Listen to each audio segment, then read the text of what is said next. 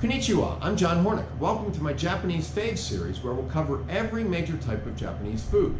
This lesson is braised shoyu miso baby back ribs. This is my take on the Japanese style barbecued baby back ribs recipe from the great cookbook called The Japanese Grill by Tadashi Ono and Harris Salat. My version uses sweet onion, mirin instead of sugar, adds white miso, substitute chili garlic sauce for tobanjan, and I braise the ribs longer.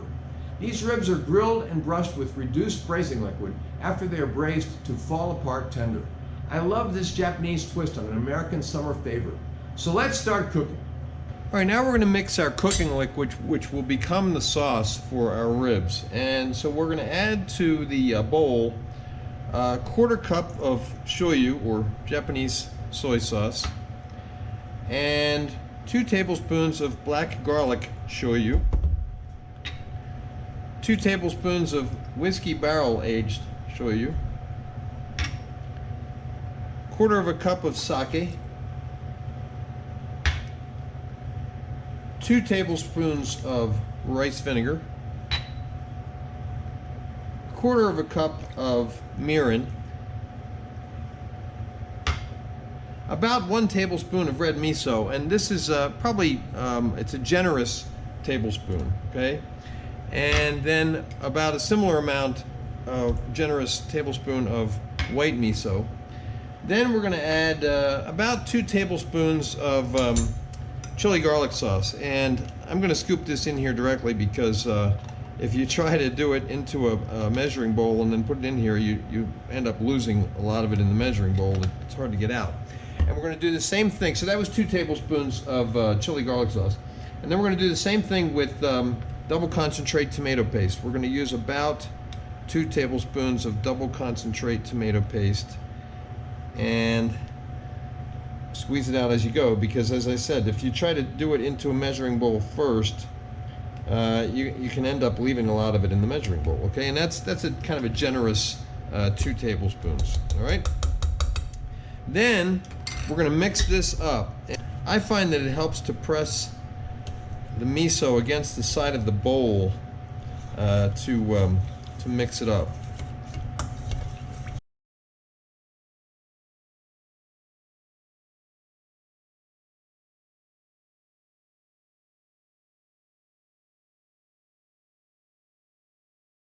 There we go. Now we've gotten most of the lumps out. Now let me say something about the ingredients. You know, I used fairly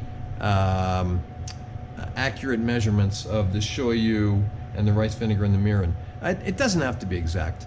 If you add a little bit more of one than the other, you're just going to get a little bit more of a different balance in your flavors. If you don't have the black garlic shoyu or the whiskey barrel aged shoyu, you could use all regular shoyu. Okay, now it's time to start cooking our ribs. So I've taken 2 racks of baby back ribs and cut them in half, and we're going to place them into a pot.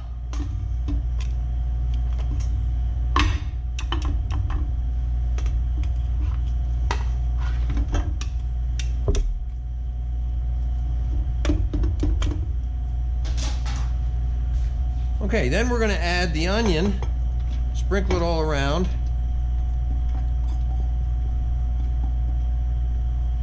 The carrot.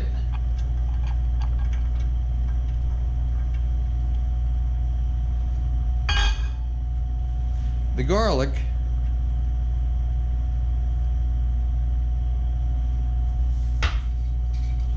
And then the sauce.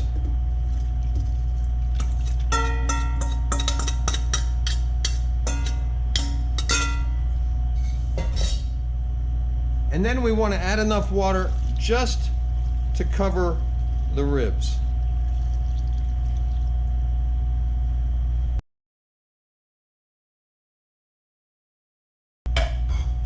Okay, they are just covered. That took about 6 cups of water. And now what we want to do is we want to turn on the heat. I'm going to use medium heat, maybe slightly higher, and we're going to bring this to a boil. Okay, our liquid has come to a boil, so we're going to turn it down to low heat. We're going to cover it and let it simmer for about 1.5 to 2 hours. We're going to check them every now and then to make sure that they're still covered. If they're not, part of it's uncovered, flip them over so that the part that was uncovered becomes covered. If you start to get some scum on the top, skim that off. So we're going to come back and check them in 1.5 hours. Okay, our ribs have been simmering for 1.5 hours. Let's see how they are doing. Okay, so I don't think they're as fall apart tender as I'd like them to be. So we're going to let them go. We're going to let them simmer for another ½ hour. Right?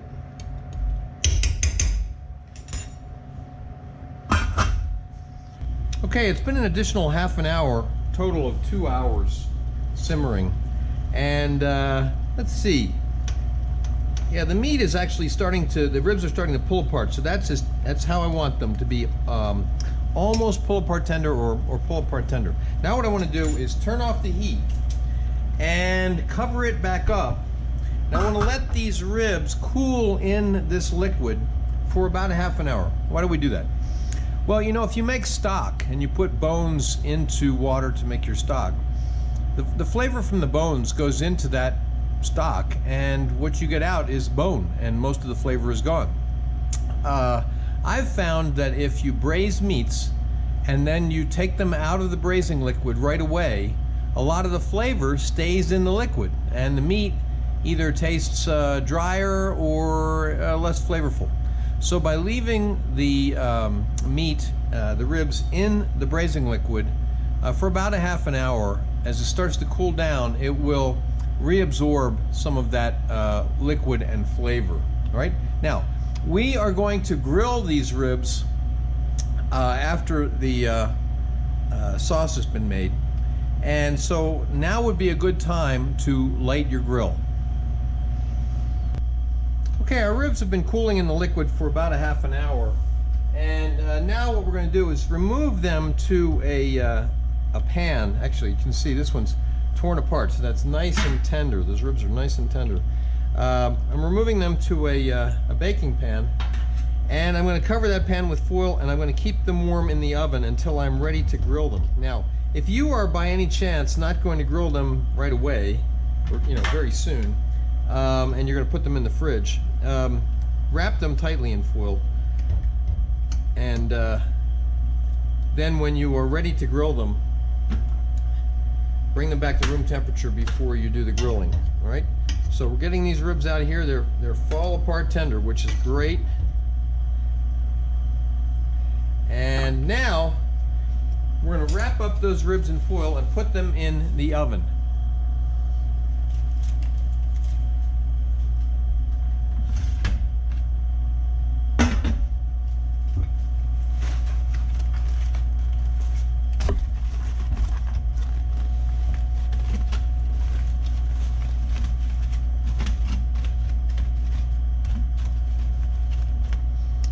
The oven temperature is about 150 degrees, just to keep them warm.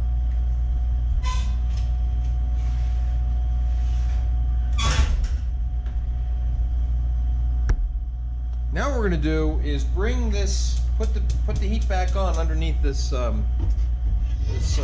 braising liquid. I'm going to put it on high. I want to bring it to a boil, and then I want to reduce the volume by about half. Okay, the sauce has been reduced by about half, and it started to thicken nicely.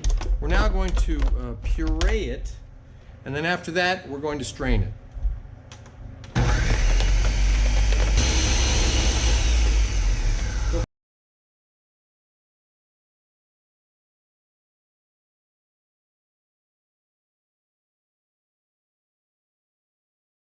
Okay, let's taste our sauce. It has a beautiful color to it, and it has a nice consistency. It's a little thinner than a lot of barbecue sauces, but I like it that way. And we're going to taste it and see how it tastes. Delicious. Okay, next step is to grill the ribs. Okay, now we're going to grill the ribs, and we're going to do about 2 or 3 minutes. Oh, we just lost the bone there. 2 or 3 minutes per side. And then we're going to brush them, grill them a little longer. Okay, we've been grilling for maybe 3 or 4 minutes on this side, getting a nice Getting some nice caramelization on those ribs there. And we're going to do about the same amount of time on the other side. And now I'm going to put some sauce on them. I put my sauce into a squeeze bottle. You don't have to do that, but I think it's easier to work with that way. And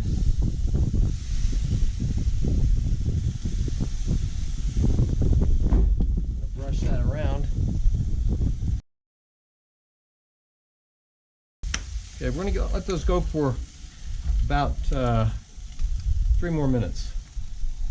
Okay, we've been about 3 minutes on the other side. So now what I want to do is turn them over and let that sauce caramelize a little bit.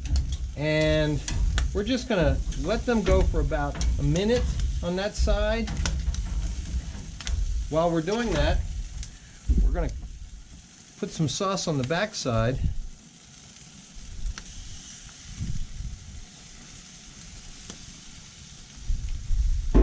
Brush it. Let them go just about 30 seconds more. Now let's turn them again. Do the same thing one more time. Then we're going to take them off the grill.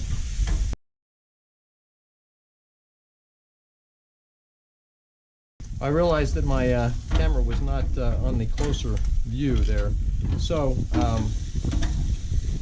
we're just going to turn them back over, let the sauce on the bottom just cook just a little bit, and while we're doing that, we're just going to sauce the top a little bit one more time. Okay, let's take them off the grill, and they are ready to plate up and serve. But if you're not going to be serving them immediately, just keep them warm. Cover them with foil and keep them warm.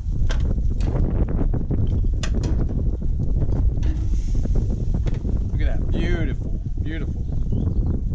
Okay, here are the final ribs. They are beautiful.